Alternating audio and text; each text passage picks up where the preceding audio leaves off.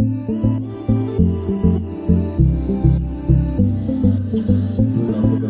que pour tout le monde, mais peut-être qu'il y a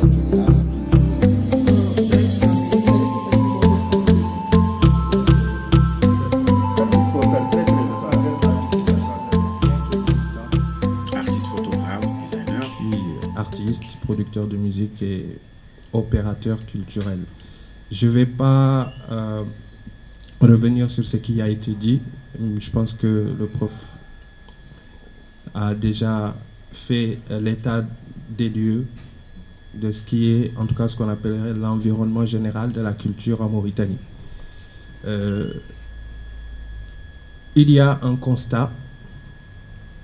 Ce constat-là, c'est que l'environnement culturel, bien qu'existant, il n'est pas propice à ce qu'on appelle aujourd'hui la marche des industries culturelles et créatives.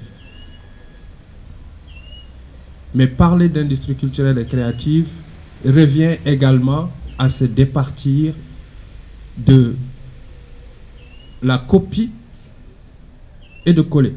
C'est-à-dire que les industries culturelles et créatives, aujourd'hui, c'est un état de fait dans les pays développés, mais ne correspond pas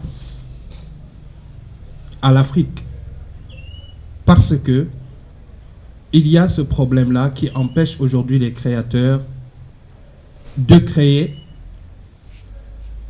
sereinement, si je peux dire. Parce que comment peut-on créer alors qu'on a faim? Tant qu'on ne règle pas la question de la marmite et du ventre africain, tout ce narratif du développement, de la coopération qu'on essaie de nous vendre est un leurre. Et malheureusement, beaucoup de nos acteurs suivent et rentrent dans ces tunnels qu'on creuse pour eux, par méconnaissance, par incompréhension ou par ignorance. Et je pense que l'une des premières forces qu'on peut avoir aujourd'hui, c'est d'être transparent dans nos faiblesses. Et ça, c'est un problème africain et spécifiquement mauritanien. Il n'existe pas. Aujourd'hui, on a des maisons de jeunes, c'est vrai, mais les maisons de jeunes ne sont pas aux normes. Les maisons de jeunes ne sont pas aux normes. On n'a pas d'espace aujourd'hui où l'art, où la pratique artistique est démocratisée.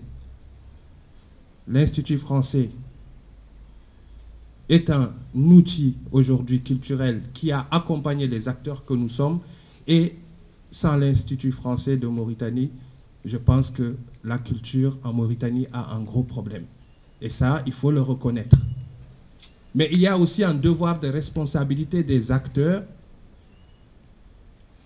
de ne pas et de ne plus attendre un État qui n'a aucune vision pour la culture. Un État qui, politiquement,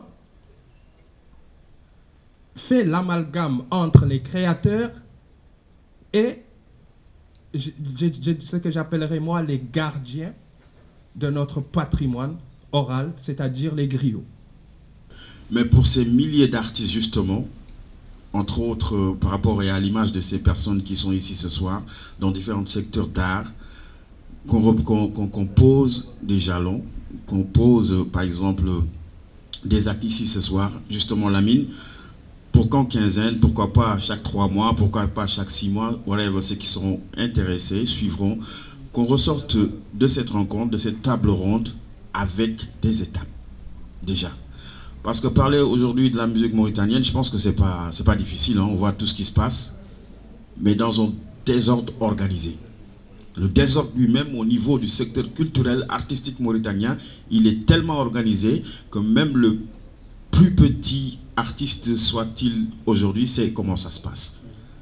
Que la musique ou l'art, entre autres sur ces secteurs que j'ai cités, soit vendu. On va utiliser, moi j'utilise souvent pour être compris par ces milliers de jeunes qui ont des handicaps déjà, il faut le reconnaître. Il y a le talent. L'adage dit que le talent seul ne suffit pas, mais il y a d'autres aussi choses par rapport à l'évolution de la musique au niveau du monde aujourd'hui. On fait que le talent et d'autres mots ne suffisent plus à l'artiste pour qu'il émerge. Alors vivre de son art était impossible pour tous les artistes, n'est-ce pas, il y a quelque temps. On remarque que certains se prennent ou se tiennent à dire que oui, je cohabite et je me nourris avec le produit que j'offre à ceux qui veulent l'acheter. Mais comment, où et pourquoi? Je rejoins justement la thématique de ce soir et j'aimerais qu'on reste là-dessus, s'il vous plaît. Qu'est-ce qui bloque, pour que certains comprennent ici, qu'est-ce qui bloque, qu'est-ce qui ne fait pas marcher, pourquoi on est mis à côté dans le secteur, au niveau du secteur culturel mauritanien? Alors je pense aussi pour vous autres organisateurs que ce soir, on aurait bien voulu aussi avoir des acteurs du secteur étatique, des gens qui sont dans ces cellules, Lamine dans ces associations, le ministre lui-même. Pourquoi c'est pas impossible, hein? C'est toutes ces personnes-là qui travaillent, hein, et qui suent sang et eau ici en Mauritanie et à l'étranger pour que justement ces droits artistiques-là soient compris par le plus petit artiste mauritanien, parce que aussi c'est un créateur de contenu. J'ai entendu parler du numérique. On en est là, hein? Mais est-ce que au niveau de la production mauritanienne elle-même, la définition d'un contenu est bien précis pour le producteur de contenu? Mais il faut l'expliquer en Wolof. Il faut qu'on utilise ces instruments-là qu'on a en soniké, en hassania, pour qu'ils comprennent. Après, on a un autre blocus Mickey. C'est quoi? Il fut un temps où, quand on rappait en français, on disait qu'on tout quoi. C'était l'influence de l'école française, du néocolon, c'est normal, on est francophone. Après, tu as quelqu'un qui vient, qui rappe un peu, qui te dit, le message le texte en français. Alors moi je te dis, s'il te plaît, il y a des écoles où tu payes 6 000, 7 000, on t'apprend l'anglais. Il y a des formations qui sont là, il y a Désiré qui est là, il peut t'apprendre le français, c'est un professeur de français. Il y a d'autres et d'autres. Alors il faut essayer de ne pas être intellectuel, mais de comprendre comment le monde évolue aujourd'hui.